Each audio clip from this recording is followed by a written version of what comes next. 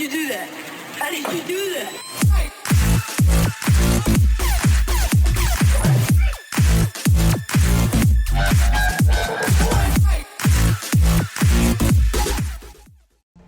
Welcome back everyone to another episode of All About Mechanics. Now today is going to be Vaults of Madness. We're going to do it on veteran difficulty, and of course we're going to press the hard mode button as well. Now we're going to use the same setup as before with one tank, one healer, one stamina DPS and one mag DPS, so no roles are left out. So hopefully once you've watched this video you have a better understanding of how to complete this particular dungeon and how to defeat all of its bosses. Here we go. In this dungeon there is a lot going on. The same rules apply to every other dungeon. Try and make sure your tank centers himself into the middle of the room and pull all of the adds in together so that you can get as much AoE damage down as possible. But remember to pay attention to anything that heavy attacks or anything that is channeling an ability. As a DPS or a healer, not just a tank, make sure that you interrupt healers, make sure you interrupt archers or casters or anything like that to make sure that the pressure is taken off the group. Again, same with this room. Put everything into the center if you're the tank, and the DPS should kind of position themselves around the outside to make sure that they can interrupt and or put AoE down for the targets that have pulled in. Now, as you notice, obviously we're not running around the room in circles because that won't help anyone. And again, if you get aggro on anything and you're not the tank, do not run away. Running away is just going to kill you in the back of the face. Make sure that if it is on you, you do one of two things. You either block or take the enemy to the tank. It's going to follow you, so go to the tank so they can pick it up. You start sprinting around, the tank's going to have a really hard time.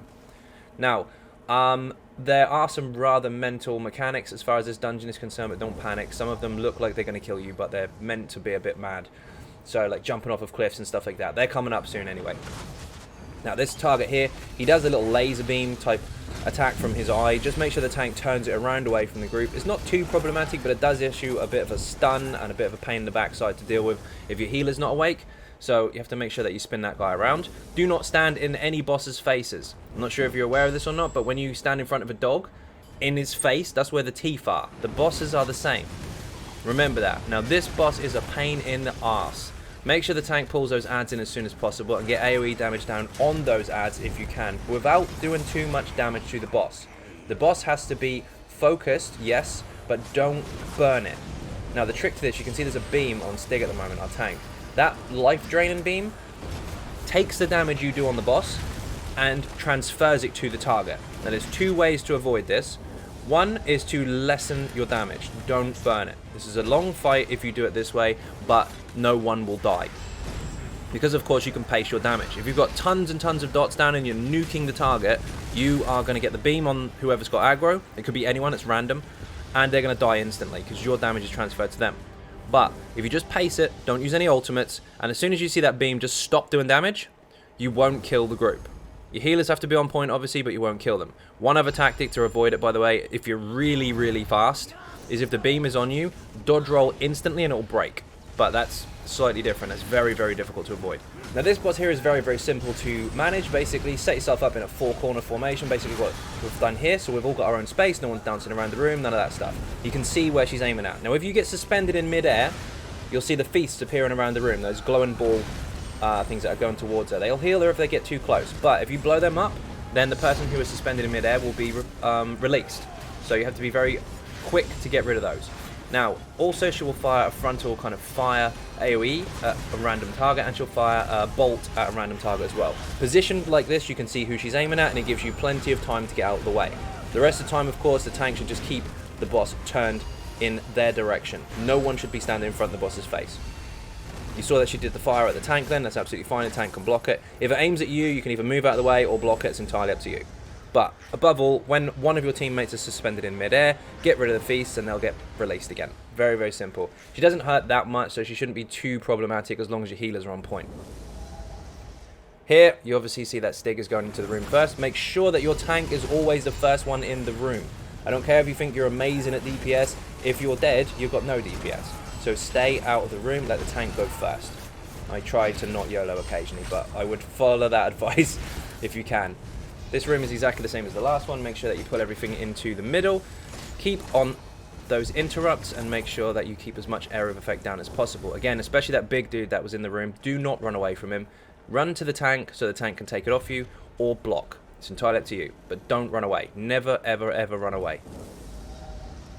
You've got multiple pulls in here. This little one here is lots of danger, so you can actually nuke these really, really quickly and get your ultimate back. Remember, there's a Fighter's Guild passive that gives you 9 ultimate for every kill that you get if it's Daedra, Undead, or Werewolves. So if you knock these down really, really quickly, you can actually get all your ultimate back for the next room. It's really, really handy.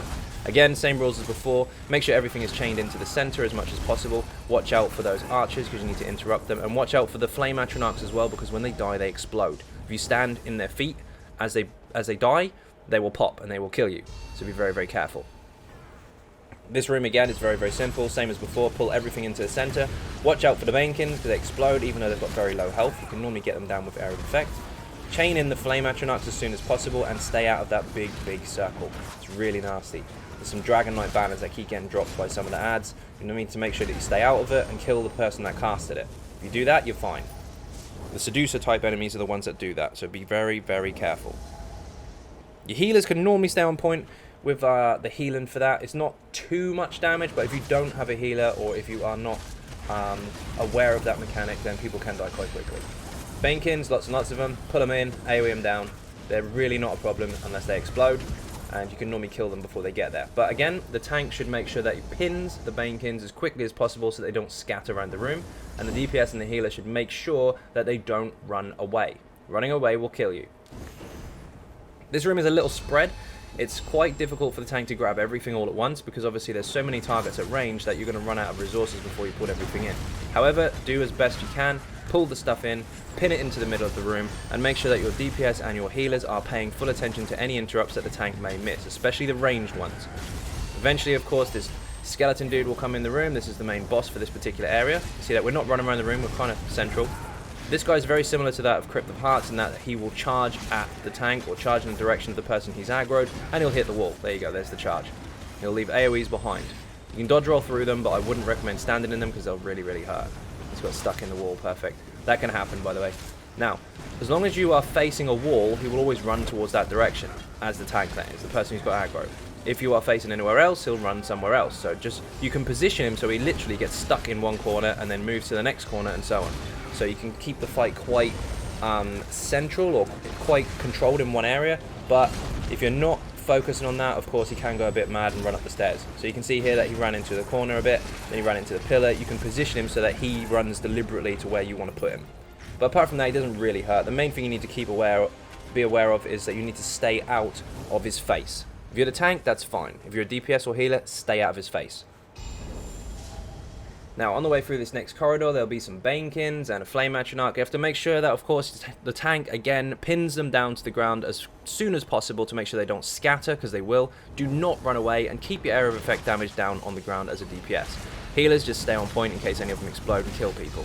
Now, the Flame Atro, again, this is a rule for all dungeons and all that good stuff. Make sure that you do not stand underneath a Flame Atronach's feet, because if you do, when it dies, it will explode. And if you're squishy, you'll die. There's the pop. There's a walk the plank, don't fall in the hole. If you fall in the hole, the group is going to laugh at you, and rightly so. There is a very clear pathway there. Don't fall off it.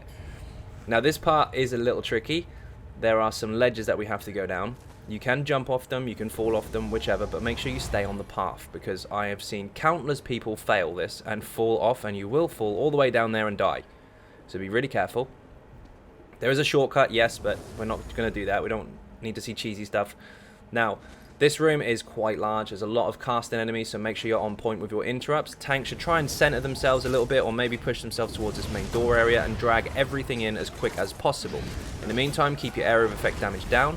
Focus on anything that heavy attacks, so if they've got two-hander or anything like that, or the Flame Atro, focus that as well once it comes in. But apart from that, make sure that you pay attention as much as possible to anything that requires an interrupt. So long-range targets with casting abilities, healers, anything like that at all, make sure you interrupt them. As you can see there, that was actually a relatively clean pull because everything was pulled in. Make sure that you do not run away. This bit here, the very left-hand ledge here, if you touch the wall, you're going to bounce off and fly off the edge. Be very careful and go central and then just drop down. This next pull is done for you. The tank shouldn't have any issue here. Run in, pin them all to the ground, and the group should put down as much AoE damage as possible to kill everything in the center. Make sure you stay on top of interrupts, but this is generally a very simple pull, and don't stand in the explosion of the Flame Atronach. It will kill you. Next boss is very simple. There'll be lava pools going around the room. Very simple trick to this is to follow the tail of it, not the head, and it will never catch you. or just position yourself where you can be safe but not in front of the boss. Never stand in front of the boss's face because he's got a nasty cleave. He's a massive heavy attack, and as long as the tank is holding the boss still, it really shouldn't be a problem. You can see the lava pools that have just now started to spread across the ground. Now, the front of it will go through and usually will kill you unless the healer is on point. However, like I said, if you follow the tail of it, it will never catch you. We've been quite lucky with this one because it's not really chasing us, so we've positioned ourselves nice and clean. We're not moving around the room, and we just kill the boss as steady as we can while the tank holds the boss still. Remember, just stay out of the fire and you'll be fine. We're all stage 4 vampires as well. This is not a problem. If you stand in front of the boss, however, that is a problem. If the tank runs around the room with the boss, that is a problem. You can dodge roll backwards as a tank to avoid that cleave so it doesn't knock you down, but the rest of the time just basically block the heavy and hold him still. Very, very simple. If you don't follow that and start running around the room, he is going to be a problem. The impact sound that he makes, though, really, really cool. They should introduce some more of that into ZOS. Make some more dramatic sounds for some of the boss hits to make them sound a lot harder. Now, this is very, very simple. Chain them all up, pin them down, burn them down with AoE. These don't hit very hard at all. They're very, very weak. They die really, really fast. But don't run around the room because they'll scatter, and that will cause a problem. Same applies here. Tank should go first. Chain them up, claw them up, everybody do their AoE damage, and then they die. They're not very strong at all. It just becomes a problem if you start running around, because then they're hard to catch. You don't want to make the tank burn out of resources by having to chase stuff. Here's Jeff. For those of you that don't watch the live streams, Jeff is a Daedroth. All Daedroths are called Jeff, and if they're giant ones, they're called Mega Jeff. Now, this particular boss is very, very weak in terms of his health. He's got under 1 million, so he dies really, really fast, but you want to make sure that you stay out of his face. He will breathe fire in a random direction, usually at a DPS, but if the tank turns it around, you should be just fine. You can actually go through the middle of the room without aggroing most of the enemies. However, as the tank, make sure that you kind of peek around his face, peek around a little bit, and chain as much in that you can, and the AoE damage alone should kill all the zombies and soul shriven that are in the room. However, if you are a DPS or healer and you're getting focused by any of the little minions, again, do not run away, just come close to the tank and let the tank do the job. If anything requires interrupting, make sure you are on point with that, because otherwise you get in trouble. But generally there's a couple of mages that stand behind the boss that need interrupting, and they normally die within a couple of seconds or so anyway. But just in case they don't, make sure you bash them so that you don't get the big AoE on the ground. You see the soul shriven and stuff here, they didn't even get involved in the fight, because we went straight through the middle and we ignored them. So you can fight them afterwards, or you can fight them all at the same time. It's up to you. But key point, as a DPS or a healer, stay out of the Daedroth's face. Jeff will kill you. Tank should spin it around. You can jump across that, but I failed. Now we're going to get a few little pulls. There's going to be some more soul-shriven type enemies along the way, some more Banekins, that kind of stuff. Soul-shriven here, pull them all together, claw them up, AoE damage on the ground. Again, these are very, very weak. Do not scatter, do not run around the room. Make sure you focus that ghost and that mage at the back who didn't get interrupted. That big AoE is what happens if you don't do it. Make sure that you do. Really, really important. Otherwise, if you get caught in that, that blast can kill you if the healer's not quick enough. It's not a one-shot as such, but if you've already taken damage, it can be. This is the fun part, first of all. I know you're wondering, how do we get downstairs? Jump. Just jump. Doesn't matter how far you jump, there's a collision barrier right there. You can't actually jump past it, so you won't die. Now we've got loads and loads of Daedra and Soul Shriven and stuff. Make sure that you pull them all into the center as a tank, claw them up, and AoE damage should do the rest. But casters, make sure they are interrupted. See that one at the back? Didn't get interrupted. Big burst on the floor. Nasty stuff. Make sure you interrupt them. And of course our healer is actually very, very strong and far from squishy, so he was fine. But not all groups are set up that way, so make sure you get on point with that really, really quickly. Next pull again. Lots and lots of Daedra and Soul Shriven and all that good stuff. Interrupt that dude, or you get the big blast on the ground. The ghost can fear you, so you have to get rid of them quite quickly. You can see more mages coming in from the right. They're trying to throw AoEs down on the ground, so we're trying to make sure that we kind of stay in the heals just in case it catches us, because they're obviously a long, long way out. But again, make sure your tank pulls in everything. You see the range just got pulled in, and now he's not a problem. As much area of effect damage as possible. If you are focused on nothing but single target damage, you're going to have a problem in here. So make sure you grab a dot or so that you can put on the ground. Now, once that's all over, you go up here and there is a Watcher. There's another boss, or a mini boss if you like. No different to, oh, we missed one. No different to the original Watcher that you saw at the beginning of the dungeon. Very simple, the tank should turn the boss around and everyone else should stay out of the boss's face. No boss in this game, none of them, should warrant you standing in their face if the tank is turning it around. That's where the teeth are, stay out. So the laser beam of course does a stun, the tank can avoid that and or break free from it. There's a bit of a spin that he does every so often, but as long as you've got constant heals coming in, you will be just fine. Position yourself like we have here, where nobody is dancing around the room. We're all standing still and just getting on with what we're supposed to be doing. No one's standing in front of the boss, no one's running to another country. We're standing still, doing our damage, doing our heals, and the boss is very, very simple. Easy to manage. Doesn't matter how much damage you do or don't have, that fight doesn't change. It's very simple. Don't panic. And when you come up here, you're going to be greeted with some more Soul Shriven, which are, again, are very simple to dispatch. AoE on the ground, tank should be clawing them up or pinning them in some way or another, and you just burn them down as you go. If they are on you, do not panic and run around the room. Just stand near the tank so you can take them off you. You start sprinting off, again, we've been over this already, you're going to cause a problem. The tank's going to run out of resources chasing them down, and you're going to die by getting hit in the back of the face. Now, this next boss is actually quite fun, although he's got a little bit too low health, I think, in my opinion. He should probably have a bit more because he's huge. The room is massive, but you don't need to use the whole thing. What you need to do is get the tank to turn the boss around, and you again stand in that little triangle formation with your 2 DPS and a healer or whatever you've got, and just focus him down. Now, there are mechanics you have to avoid. Of course, he is going to do a massive area of effect on the ground. Get out. Get back in again.